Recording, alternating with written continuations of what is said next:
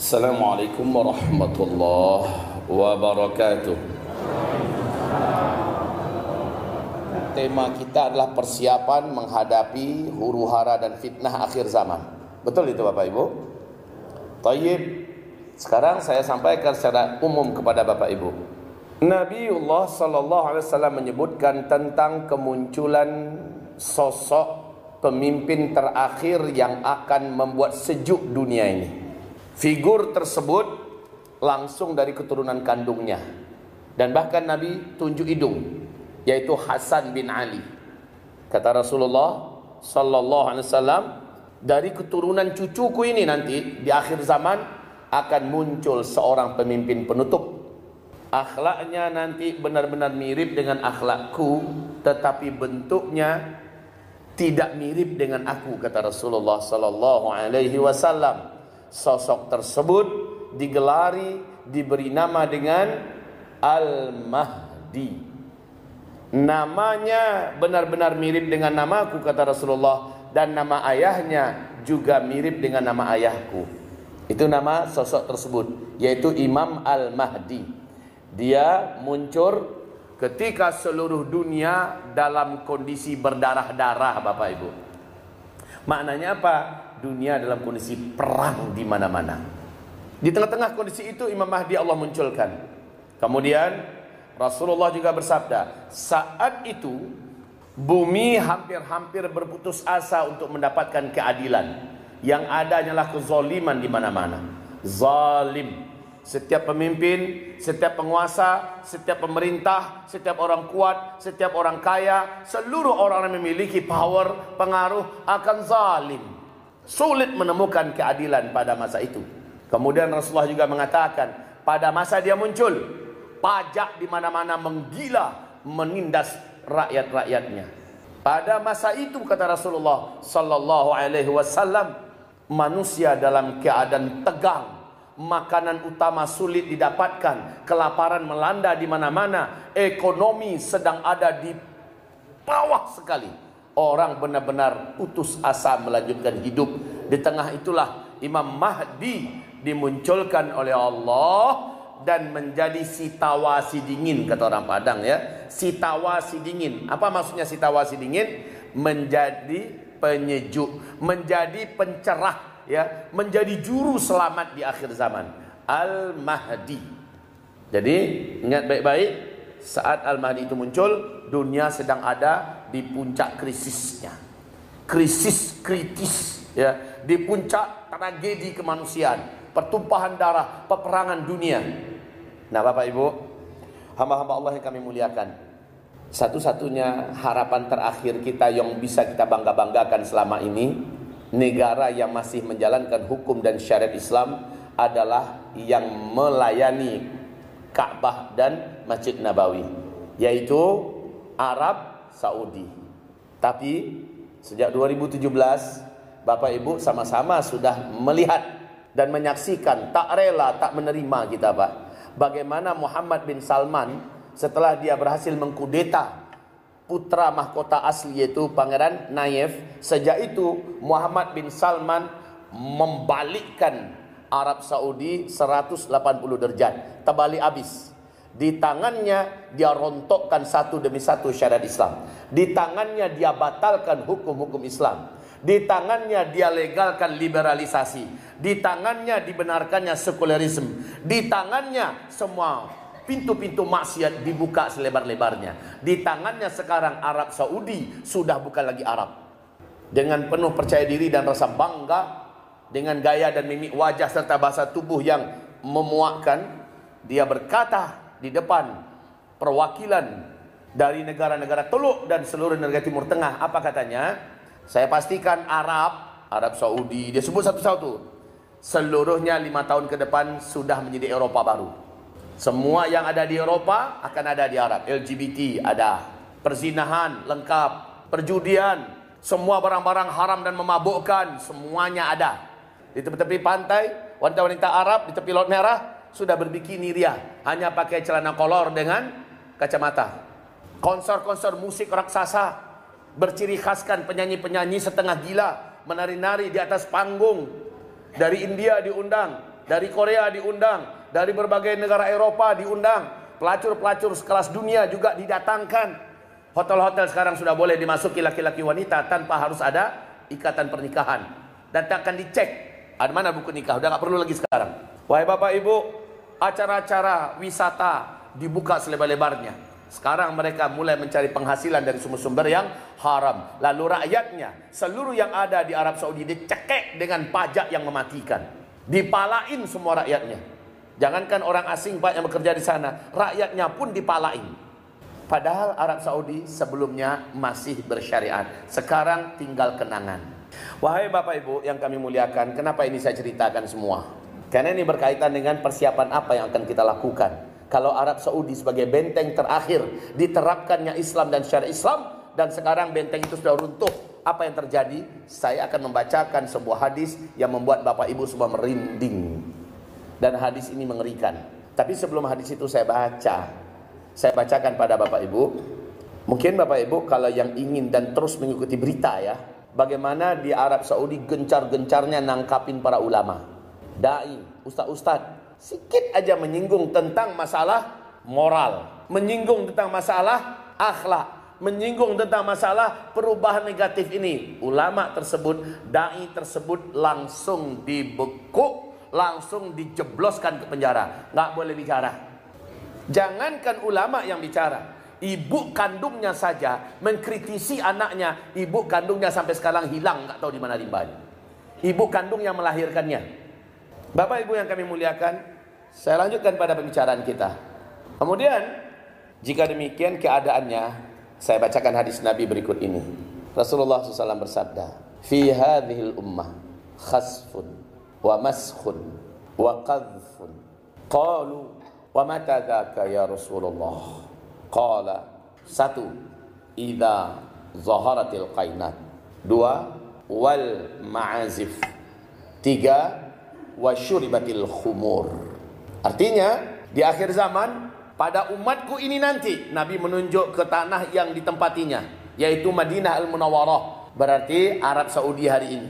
Pada umatku ini nanti di akhir zaman akan banyak Allah datangkan bencana di mana gempa, petaka, negeri-negeri dan kota-kota Allah tenggelamkan, dan juga wajah-wajah dirubah oleh Allah, serta dari langit diturunkan hujan batu atau meteor. Para sahabat bertanya, "Wa mata dzaka ya Rasulullah?" Kapankah itu akan terjadi wahai Rasulullah? Jawaban Nabi adalah, idza zaharatil qainat. Kalau penguasa Mekah Madinah, Arab Saudi hari ini sudah memunculkan, mendatangkan, mengundang penyanyi-penyanyi wanita hari ini. Betul tidak?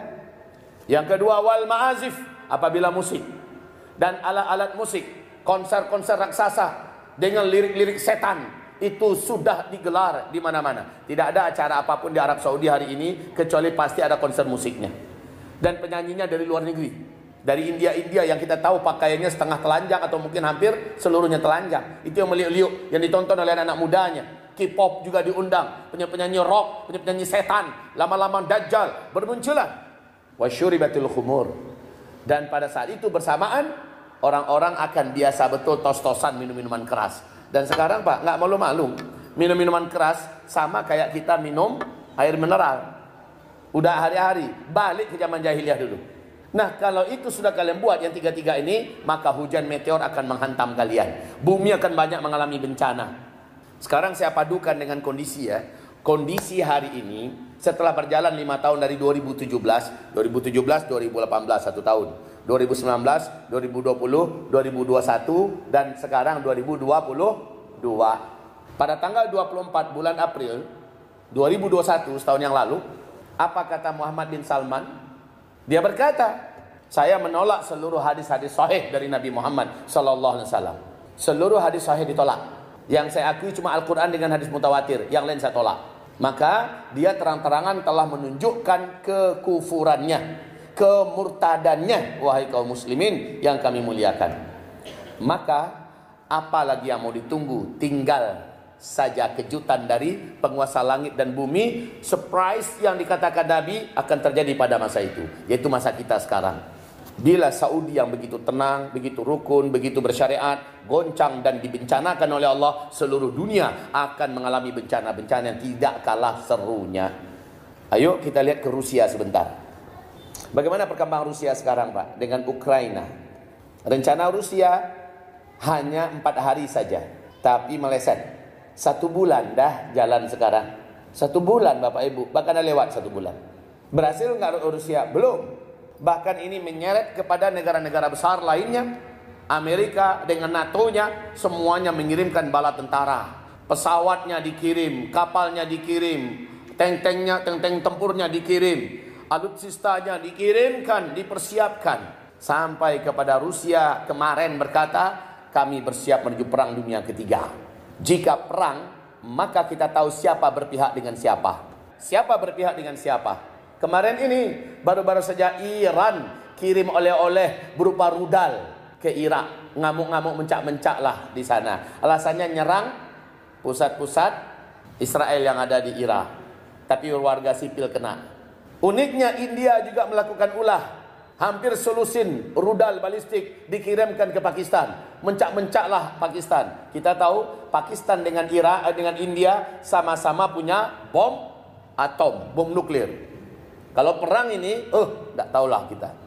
Sudan masih perang, Libya masih perang, Suria masih perang, Palestina dengan penjajah Israel sampai hari ini belum pernah damai-damai. Sementara Cina tinggal start aja lagi dengan Taiwan, seperti Rusia dengan Ukraina. Di waktu yang sama, Cina bergaduh hebat dengan Jepang sekarang, dengan Filipina, dengan Thailand, dengan Brunei Darussalam, dan bahkan dengan Malaysia, Singapura. Anehnya dengan Indonesia aman.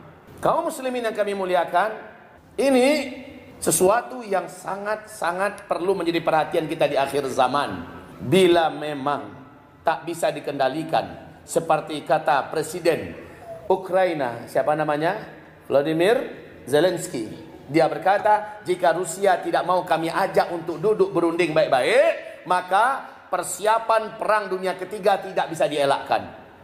NATO juga memberikan ancaman, ya, akan mengirimkan pasukan perdamaian. Kata Rusia, coba macam-macam kalian. Berani kalian kirimkan bom nuklir, bom atom, kami berikan kepada kalian oleh-oleh dari Rusia yang akan menghancurkan kota-kota besar di Eropa dan bahkan jantung Amerika. Rusia memiliki hulu ledak bom nuklir lebih 6.800 unit. Satu saja sudah bisa menghancurkan Nagasaki, Hiroshima. Itu standar dulu. Standar sekarang bahkan ada bom atom kiamat namanya, Pak, yang dibuat oleh Rusia. Kecepatannya 13 kali lipat kecepatan suara. Ditekan sekarang, 5 menit kemudian nyampe di Amerika. Daya tempuhnya mulai dari 5.000 sampai 12.000 kilometer hanya dalam 5 menit. Apa ini tidak merinding kita, Pak? Makanya dengan negara Eropa, Amerika serius betul menanggapi ancaman Rusia ini. Dan kita tahu antara Rusia dengan Cina ini sudah membentuk aliansi militer. Cina dengan Korea Utara, juga pemilik bom nuklir, juga membentuk aliansi militer. Negara-negara yang seakidah dan seideologi sudah membentuk aliansi militer. Bila ini terwujud, perang tak bisa dihindarkan berskala global. Ini namanya World War III, ya, perang dunia ketiga. Maka perang dunia ketiga ini, bila ada satu negara mulai melepaskan satu bom atomnya, bom nuklirnya, maka negara-negara pemilik bom nuklir yang lain pasti akan susul, balas membalas. Maka bumi ini selesai, Pak. 13.000 hari ini hulu ledak bom nuklir yang ada di 10 negara. Amerika, Rusia, Cina, Korea Utara, Turki, Iran, India, Pakistan, apalagi Israel, ya. Hamba-hamba Allah, bila mereka sudah mulai, maka apa artinya ini? Apa artinya? Harusnya Imam Al-Mahdi muncul di tengah-tengah perang ini. Itu seharusnya jawaban kita. Imam Mahdi muncul, tapi harus perang dulu timur dan barat. Rasulullah bersabda akan terjadi perang antara dua blok, blok timur dengan blok barat. Lalu blok barat akan mengajak kalian berdamai, dan kalian bersatu dengan blok barat, dan kalian akan memerangi blok timur. Allah akan menangkan kalian memerangi blok timur. Tapi kemudian Barat berkata, Rum berkata, Yahya salib, Yahya salib, Yahya salib. Kemenangan ini adalah kemenangan kaum salib, menyebabkan marah orang-orang beriman. Padahal perangnya bareng, tapi ketika menang, yang mengklaim menang siapa? Kaum salib. Marahlah, terjadilah pengkhianatan, terjadilah pembatalan perjanjian damai, peranglah antara Islam melawan Rum atau Barat. Dalam hal ini Islam melawan Eropa dan Amerika. Itulah perang terakhir. Saat itu kalian sudah perang menggunakan batu, tombak, panah, pedang, dan kendaraan kalian pada saat itu adalah kuda. Dan itu perang dunia keempat. Perang dunia ketiga masih menggunakan senjata canggih. Nah, saking hebatnya peperang dunia ketiga, wahai kaum muslimin, menyebabkan semua teknologi setelah itu runtuh dan hancur. Ini yang disampaikan 2 minggu yang lalu oleh Vladimir Putin kepada dunia. Saya tidak menginginkan perang dunia ketiga. Saya tidak menginginkan apapun bencana. Tapi bila Amerika mau, saya akan layani. Urusan kiamat itu adalah urusan Tuhan. Tapi kalau Amerika pengen kiamat, itu urusan saya, kata Vladimir Putin. Mau kiamat Amerika, urusan saya. Seluruh hulu ledak nuklir diarahkan ke Amerika, ke Eropa dan sebagainya. Wahai Bapak Ibu, merinding kita. Indonesia bagaimana? Kira-kira Indonesia bagaimana? Indonesia ini paling mantap, Pak. Paling sangat pandai menyesuaikan diri. Saya merasa hebat Indonesia ini. Hebat kita melihat Indonesia kita. Besok akan diadakan pertemuan G20. Ya. Rusia menjadi salah satu negara anggota. Dan tapi istimewa. Bingung Indonesia. Kenapa? Amerika, Barat, NATO ngancam Indonesia, jangan libatkan Putin. Jangan undang Putin. Sementara Cina mengatakan tidak ada satupun negara termasuk Indonesia berhak membatalkan atau tidak mendatangkan salah satu anggota istimewa, dalam hal ini Rusia. Bingung Indonesia. Kalau bahasa Padangnya, bahasa Pekumunyo, ponyong. Ponyong, banyak aku. Dimawa katagak lego. Bapak, Ibu yang kami muliakan, kalau bahasa kami asailah. Wahai Bapak Ibu yang kami muliakan, untung banyak yang enggak paham ya. Asailah itu bahasa Indonesia rasain loh. Ya, baik. Memang dilematis. Kalaupun saya jadi presiden hari ini, saya pun bingung, Pak. Saya mau tegak di mana hari ini? Saya mau pihak ke Cina atau pihak ke Amerika? Pihak ke Rusia? Bingung juga saya. Jangankan ke Pak Jokowi, saya aja yang berbadan agak besarnya lagi bingung. Jadilah kita masuk kepada topik kita ya, supaya nggak kemana-mana. Kalau begitu, perang dulu dong Barat dan Timur, harus. Berarti akan jadi perang dunia ketiga, insya Allah. Saya berdoa, oh na'udzubillah. Kalau saya malah minta pada Allah, ya Allah jangan perang ya Allah. Jangan ya Allah, takut saya perang tuh. Anak saya kecil-kecil baru, Bu. Ada yang baru pandai belajar berjalan baru. Masa udah perang langsung? Habis perang ini sekolah tutup semua. Teknologi semuanya mandek. Makanan dan bahan pokok jadi susah. Sekarang baru minyak goreng aja yang susah, udah pening semuanya. Apalagi besok semuanya. Tapi kalau melihat dari naga-naganya, memang harus perang dulu Timur dan Barat, karena itu hadis Nabi Sallallahu Alaihi Wasallam. Dalam perang ini saya yakin-yakinnya Amerika ini ngap-ngapan, NATO juga lemes ngadapin Timur. Lah Timurnya Rusia, Pak. Pemilik teknologi militer terkuat dan tercanggih di dunia itu Rusia yang pegang hari ini. Betul? Betul atau tidak? Ngikuti berita kan? Sementara pemilik militer yang terbanyak manusianya Cina. Ya Pak ya, Rusia dan Cina ini sudah mengerikan, gabung lagi. Ditambah itu ada lagi beruang tukang ngamuk nggak karu-karuan, Korea Utara. Nyatu pula di sini. Ditambah pula raksasa berikutnya yang nggak jelas nih di mana posisinya, India. Secara umum India juga tukang ngamuk kepada Islam. Bahkan Kristen saja sekarang kayak Buddha, kayak badak budek dan gajah buntung nabrak sana kemari. Tetangganya nggak ada buat apa-apa, Pak, dikirimin rudal sama dia, Pak. Jadi ini pasukan mabuk yang dari India ini akan gabung kemana? Saya pikir wallahu alam gabungnya juga ke blok timur, karena ini jadi musuh bersama, permusuhan mereka kepada Islam sepanjang sejarah. Tapi baiklah, kita balik kepada ini. Jadi kalahkah Barat? Hampir. Kalahkah nanti Eropa dan NATO? Hampir. Cuman hebatnya nanti, dan ini kabar baik insyaallah ta'ala, kabar baik, ketika perang Timur Barat sedang berlangsung, Israel tidak lagi mendapatkan perhatian khusus dari Amerika. Mujahidin yang mendirikan negara pemerintahan Islam di Afghanistan, dan ini tak terkalahkan pasukannya. Dulu Uni Soviet menyerang pasukan mujahidin di Afghanistan, pecah berkeping-keping Uni Soviet, ya, yang terbesar cuma Rusia.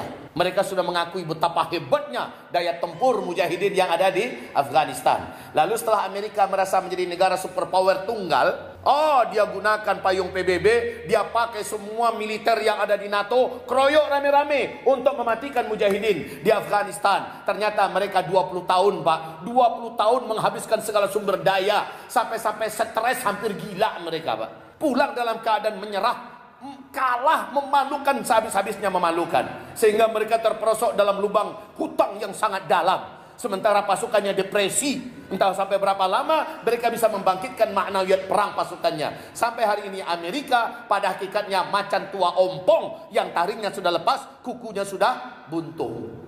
Itu hakikat Amerika sekarang. Dipaksa lagi untuk perang lawan Rusia, mesti ketar-ketir dia, Pak. Saya yakin Amerika, NATO akan kelabakan. Lalu bagaimana posisinya? Disinilah ketika dia konsentrasi melawan Blok Timur, Amerika dan Rusia, dan ini menjadi pelindung terkuat Israel, sang penjajah, agresor terjahat di muka bumi ini sampai hari kiamat. Saat mereka tidak punya perlindungan yang kuat lagi, mujahidin ini bergabung semua, Pak. Taliban gabung dengan mujahidin di Suriah, gabung dengan Hamas yang ada di Allahu Akbar. Hadis sahih Muslim jadi kenyataan. Nanti kata Rasulullah, di tengah peperangan di dunia, kalian akan menyaksikan Baitul Maqdis dibebaskan oleh hamba-hamba Allah terbaik, dan diumumkan khilafah Islamiyah di Baitul Maqdis. Jadi khilafah Islamiyah itu diumumkan bukan di Lampung, bukan di Jakarta. Tolong baik-baik mendengarkan ini. Bukan di Lampung, bukan di Jakarta, bukan di Indonesia, bukan di Brunei, bukan di Malaysia, bahkan bukan di Arab Saudi. Di mana diumumkannya? Di Baitul Maqdis, Palestina sana. Khilafah Islam yang didirikan di situ, tidak ada yang berani mengganggu gugat. Israel hilang dari peta dunia. Allahu Akbar.